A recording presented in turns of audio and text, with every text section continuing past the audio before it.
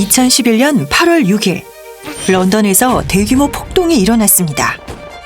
8월 10일 경찰의 진압으로 기세가 잠잠해질 때까지 폭동은 버밍엄, 리버풀, 브리스톨 등 영국의 다른 주요 도시로 확대되었습니다.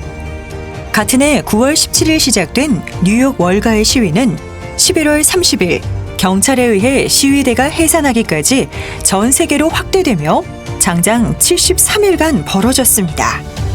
특히 시위가 절정에 이른 10월 15일에는 미국은 물론 전 세계 1,500여 개 도시에서 연계 시위가 열렸습니다. 경기 침체와 긴축 재정, 그리고 청년 실업에 대한 빈민층의 불만이 터져나온 런던의 폭동.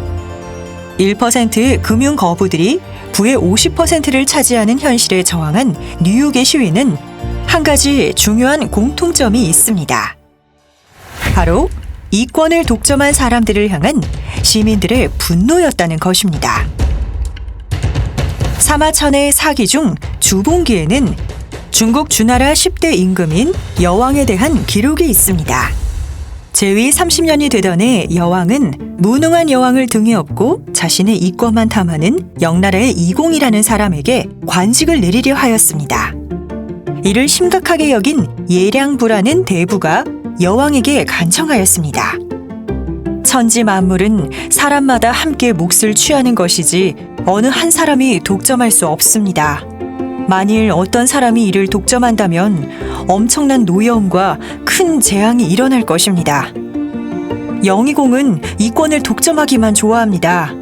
그의 이러한 행위가 폐하께 영향을 미치면 폐하의 안위도 무사하지 못할 것입니다. 부디 영의공의 중용을 거둬주십시오. 하지만 여왕은 예량부의 간언을 귀담아 듣지 않고 끝내 이공을 경사에 임명해 국사를 주관하게 하였습니다. 이공을 통해 벌어지는 여왕의 지나친 사치와 포악한 정치로 온 나라의 백성들의 비방이 이어졌습니다. 백성들은 폐하의 명령을 감당할 수가 없습니다. 여왕의 재위 34년 때 보다 못한 소공이 간청하였습니다.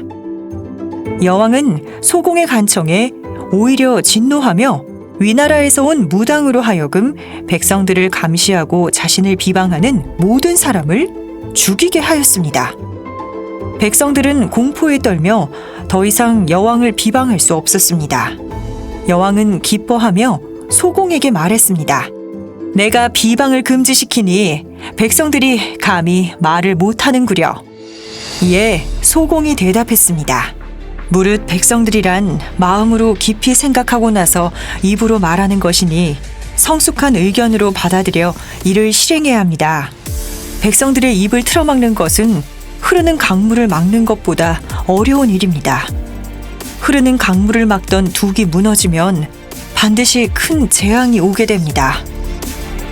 하지만 이번에도 여왕은 소공의 간언을 듣지 않았습니다. 그리고 3년 후 백성들은 반란을 일으켜 여왕을 궁에서 쫓아냈습니다.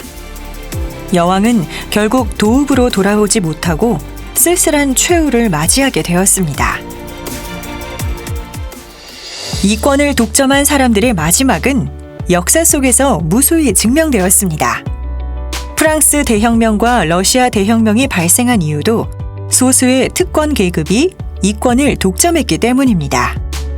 필리핀의 마르코스와 인도네시아의 수하르토가 자리에서 물러나게 된 것, 아랍의 봄이라 불리는 이집트의 무바라크, 튀니지의 벤 알리, 그리고 리비아의 카다피가 비참한 최후를 맞이한 것도 여론을 조작하며 이권을 독점한 끝에 벌어진 결과였습니다.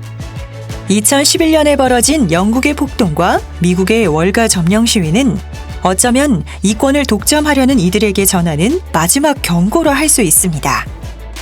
이권은 본질적으로 많은 사람들로 이루어진 사회라는 공동체가 있기 때문에 발생한 것입니다.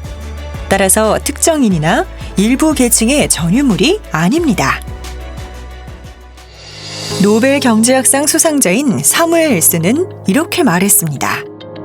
자기 힘으로 사업을 이뤄 놓았다고 생각하는 기업의 창립자도 실은 모든 사회제도가 자신이 이용할 수 있는 입장에 놓여 있었던 것이며 그 사업이라는 것도 수백만의 사람들의 공동의 산물인 방대한 기구와 사회 전체적인 분위기의 혜택 속에서 이루어진 것에 불과하다. 만약 공동체가 이루어 놓은 것을 모두 제거하면 결국 우리에게 남는 것은 채집 생활을 하는 원시인의 생활과 다를 바가 없습니다. 따라서 이권을 독점한다는 것은 공동체를 무너뜨리며 우리를 과거로 퇴행시키는 불행한 결과를 낳게 됩니다. 이권을 독점하면 안 된다는 교훈은 네트워크 마케터들에게 매우 소중한 덕목입니다. 기존 한국에서 네트워크 마케팅에 대해 비우호적인 인식은 일부 기업과 사업자들의 이권 독점의 욕심에 대한 결과입니다. 그들은 자신의 성공을 위해 다른 사람을 도구화하였습니다. 결국 그러한 기업들은 모두 시장에서 퇴출당하거나 유명무실하게 되었습니다. 리더는 특히 이런 사실을 명심해야 합니다. 이권은 함께 만들어간 모두에게 공정하게 나누어져야 합니다. 그리고 이러한 공정함이 바탕이 되어야만 네트워크 마케팅이 지속 가능해지는 것입니다. 그렇지 않으면 역사가 우리에게 증명하듯이 결과는 공멸입니다.